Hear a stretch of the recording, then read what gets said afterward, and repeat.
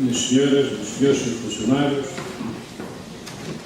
peço-vos desculpa pela limitação de tempo que tive para parar a intervenção à altura da atualidade desta conferência, mas foi o que foi possível nesta certeza de tempo.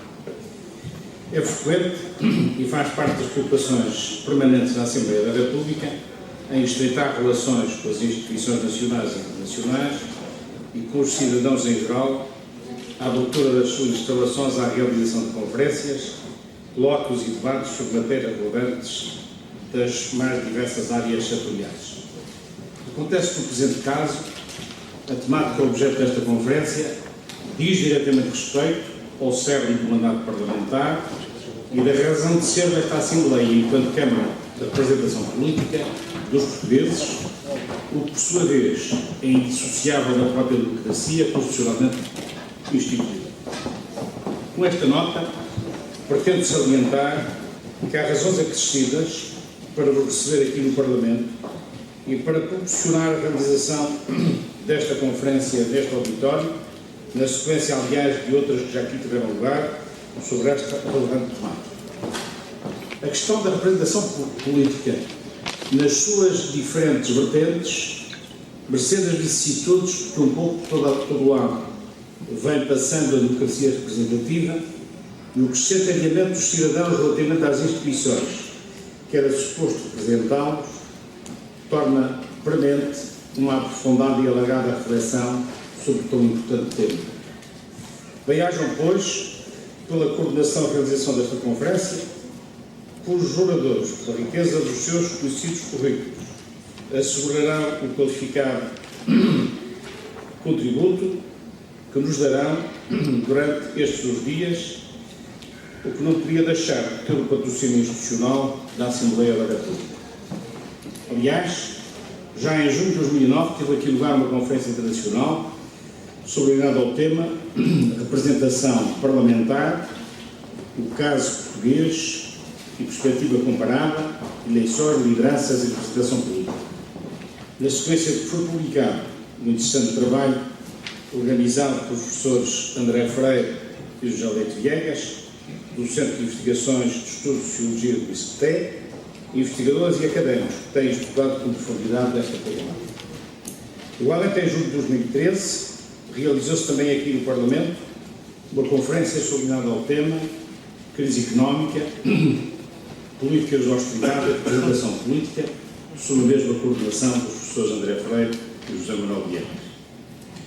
Não resisto a deixar-vos aqui alguns respingos dos alertas que constam do trabalho dos professores André Freire e Manuel Meirinho, intitulado Reformas Institucionais em Portugal, a perspectiva dos deputados e dos eleitores, incluído no estudo Representação Política, o caso português, em perspectiva comparável, e que passo a citar.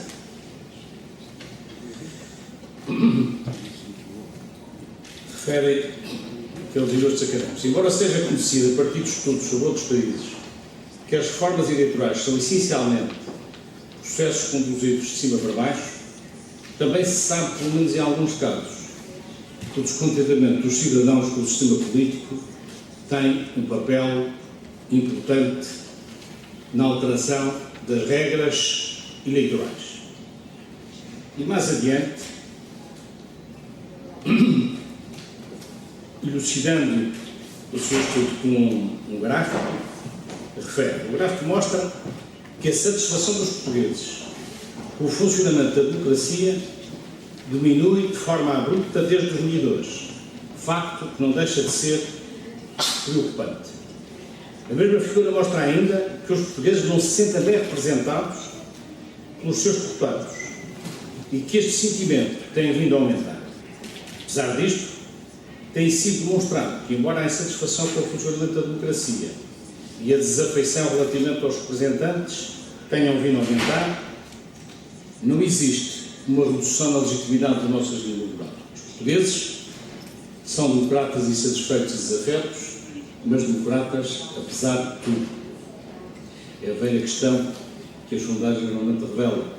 Pergunta-se se é preciso o Parlamento, se o Parlamento funciona, se tem credibilidade. a sondagem é altamente negativa. Mas quando se faz a pergunta entre democracia e ditadura, 99%, como é óbvio, opta. Mas esta é uma questão, também de certo modo, uma cultura tradicionalmente antiparlamentar.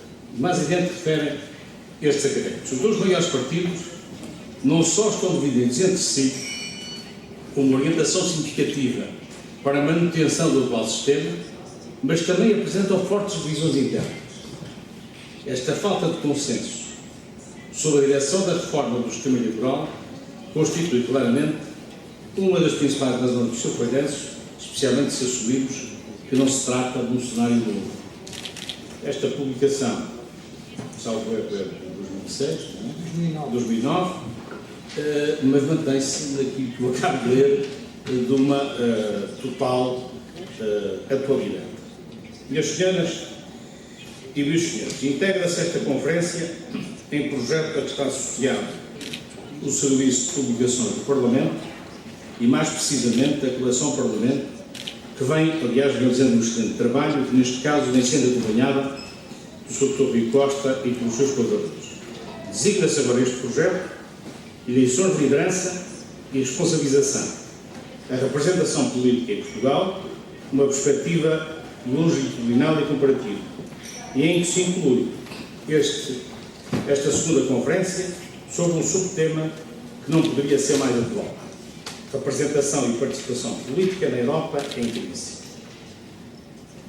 Meus senhoras e meus senhores, por total impossibilidade da senhora Presidente da Doutora Assunção Esteves, cabe uma honra de, em seu nome e em meu nome pessoal, dar-vos as boas-vindas e cumprimentar os organizadores e quantos que vão intervir nesta conferência, e de forma especial os órgãos estrangeiros, que nos trazem a sua experiência e, dessa forma, proporcionam-nos uma visão mais completa e mais rigorosa sobre a atual realidade da representação e participação políticas nesta Europa em crise em que nos integramos.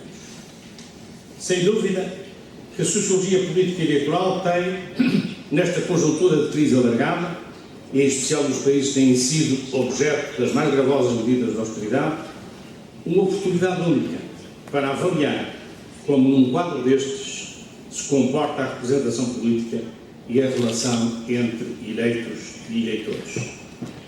Que há uma quebra de confiança dos cidadãos relativamente às instituições e aos políticos, e que essa situação se agravou com a crise e com a austeridade, não parece questão que, por evidente, possa ser negada.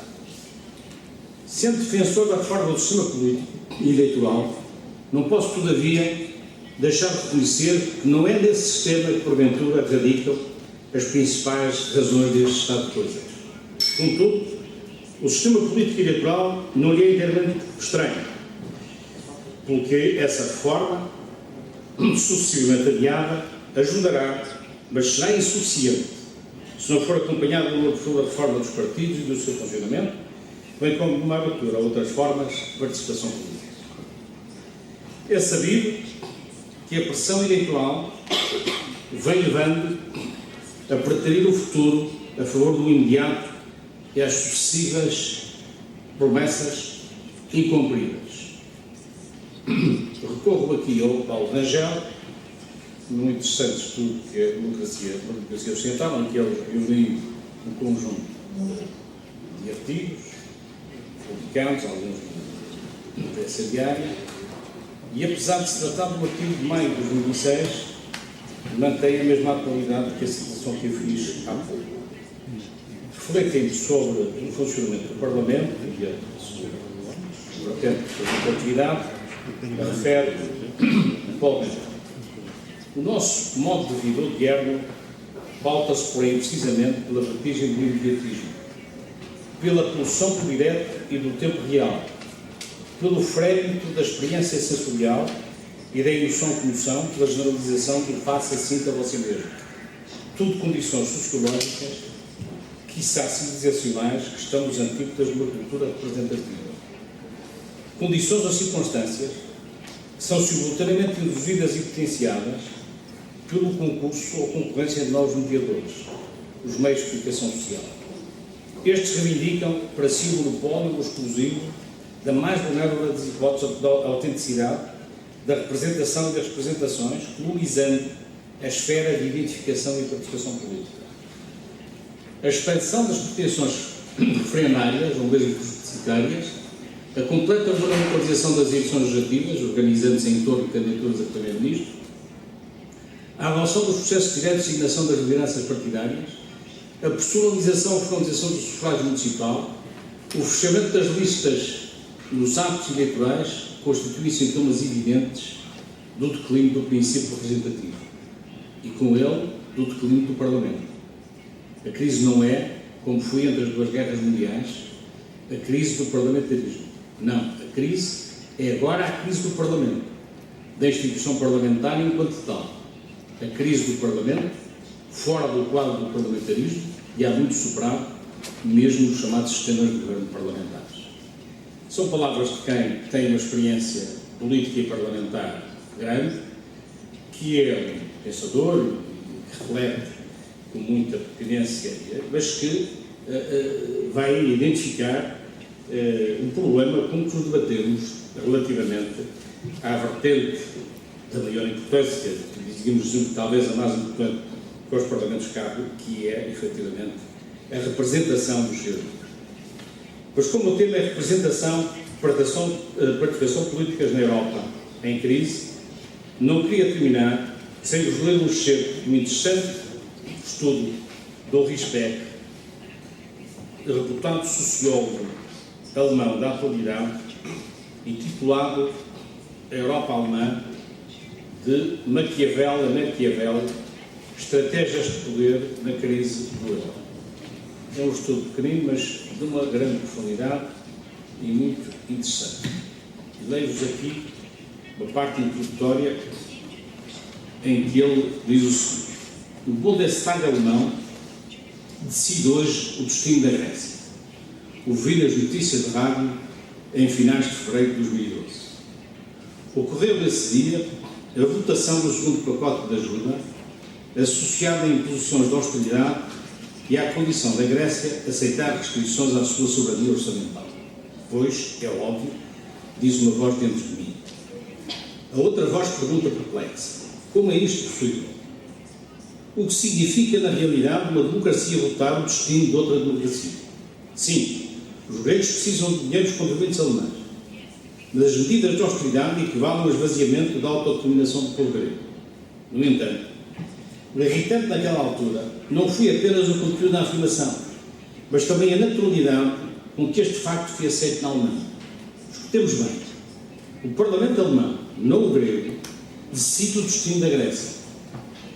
Fará uma frase deste tipo sequer sentido? Façamos um pequeno exercício de raciocínio.